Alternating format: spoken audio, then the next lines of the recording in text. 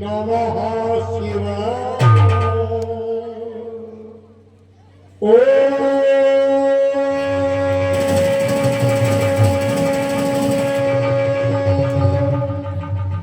नमः शिवाय।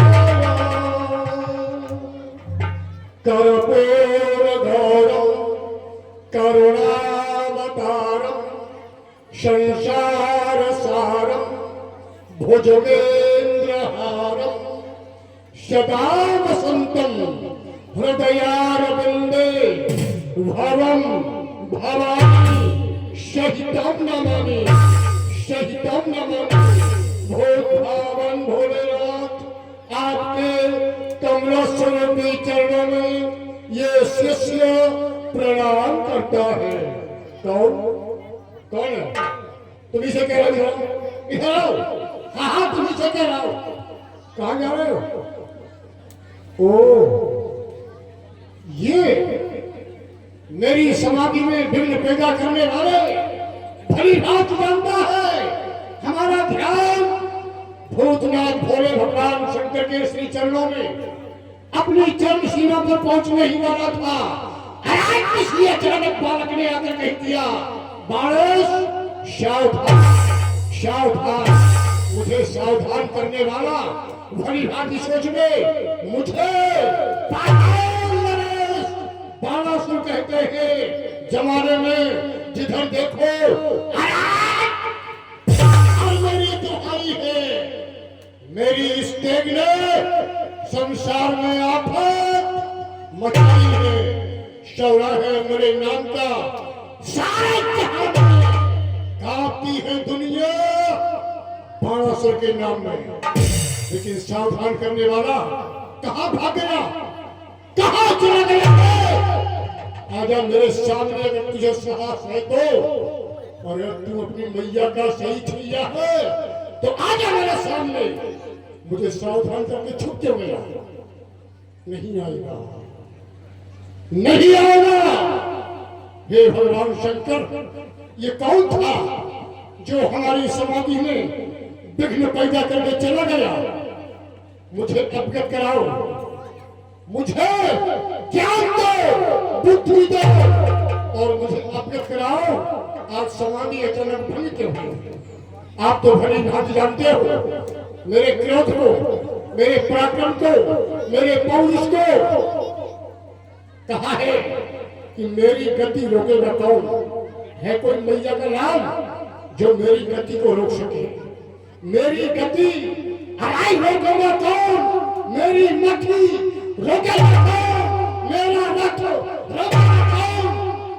मेरा पथ रोकेगा कौन? नहीं है काल की शक्ति, करे तो बाल भी बाका। आज पड़ा है सामने मेरे जगत का आज बलि का। फिर कौन था वो? कौन था? कहां चला गया?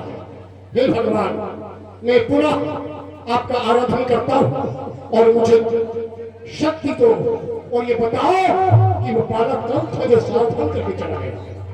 भूतनाथ, ओम नमः शिवाय, ओम नमः शिवाय, ओम नमः शिवाय, ओम नमः शिवाय। ओम विदित हो गया। इतनी छोटी सी बात को लेकर भगवान शंकर आपने ही मुझे सावधान कर दिया। ये तो बहुत छोटी बात है। इस बात को सुनकर के तो मुझे बड़ी हंसी आ रही है।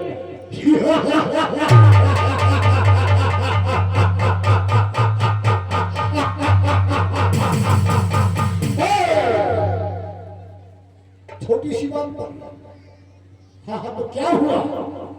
आप तो जानते हो, क्या आपको अपने शिष्य के बल पर भरोसा नहीं है?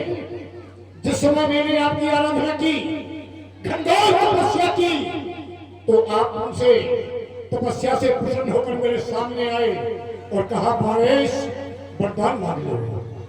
जब मैंने आपसे वरदान मांगा तो मैंने कहा, ए भगवान भूतनाथ, ओ कैलाशवासी, ओ पैगंबरधारी, ओ पुष्पधारी, ओ गौरंबर, मुझे वरदान देना है तो हमें एक ही इच्छा है, आपने कहा कहो, तो मैंने कहा मुझे 1000 भुजाएं चाहिए। तो आपने कहा एक वस्तु वरदान दिया, सहस्त्र भुजाएं प्राप्त हुई। सहस्त्र भुजाओं को लेकर सारे भूमंडल पर विचरण किया, युद्ध के लिए कई योद्धाओं को ललकारा, लेकिन कोई युद्ध करने सामने नहीं आया। मैंने सोचा ये वरदान किस काम का है, ये भुजाएं किस काम की, जब हमारे सामने कोई युद्ध करने के लिए ही नहीं आता, इनका उपयोग कहाँ होगा। मैंने सोचा इन भुजाओं का क्या होगा, तो मैंने जाकर के स्वयं शंकर भगवान को ललकार दिया, आ जाओ। शंकर भगवान बोले हाँ से ही वरदान प्राप्त करके हम लोग ललकार रहे हो। तो मैंने कहा प्रभु इनका उपयोग कहाँ होगा। तो भगवान शंकर ने कहा 12 सौ तुम्हें अभिमान हो गया है, इसलिए तुम्हें ध्वजा ले जाओ और अपनी अट्टालिका पर स्थापित कर देना। जिस दिन ये ध्वजा झुक जाए समझ लेना कि हमसे युद्ध करने वाला पैदा हो गया। देखता हूँ अट्टालिका में स्थापित हुआ, अपनी जगह पर स्थापित है, लहर लहर लहरा रही है, ध्वजा झुकने का नाम नहीं लेती। फिर ये कौन विदित हो गया। भगवान शंकर चिंता का परित्याग कर दो। मिथिला में अरे कितना सुंदर कितना मनोहर अवसर परम पुनीता और योगीराज मिथिलेश्वर ने रचो स्वयंवर। सीता का स्वयंवर हो रहा है, वो तो हमारे गुरु भ्रात है। जैसी बेटी हमारे भैया की वैसी बेटी हमारी। तो हमें करना क्या है, वहां जाना है। क्यों क्या, अच्छा दशहरा में जाना है।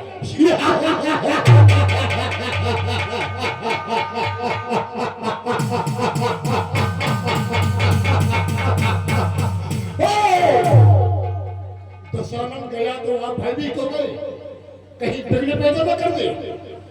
आप शांत बैठे रहे, अपना स्थान न छोड़े जब तक आपका ये शिष्य बाणेश जीवित है। करूं प्रस्थान मिथिला को, यही आज्ञा पुरानी थी। न मैं दूंगा कभी भी मैं सुयस कई निभाई थी। आज दशानन के मैं आनंद को वहां जाकर के मोड़ूंगा। अगर थी यदि बनेगा तो बचा लूंगा, न छोड़ूंगा, न छोड़ूंगा, न छोड़ूंगा। बस विलंब न करते हुए भगवान शंकर आपके श्री चरणों में मेरा प्रणाम स्वीकार हो। आप चिंता न करें, मैं मिथिला की जाता हूँ।